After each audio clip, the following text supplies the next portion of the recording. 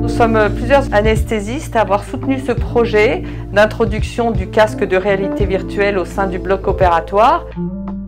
Et on s'en sert très régulièrement, pour l'instant essentiellement, sur ce qu'on appelle les anesthésies loco-régionales, hein, quand le patient reste éveillé et qu'on n'endort qu'une partie de son corps.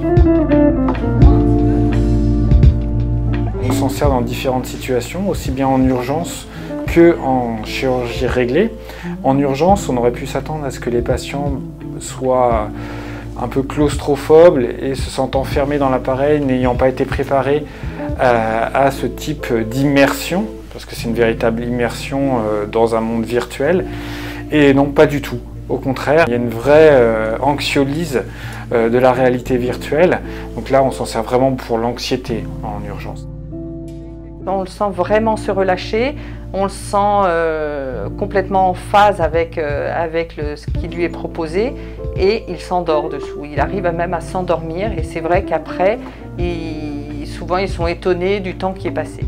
90% des patients ont un très bon vécu. Les patients n'ont jamais utilisé cette technique auparavant.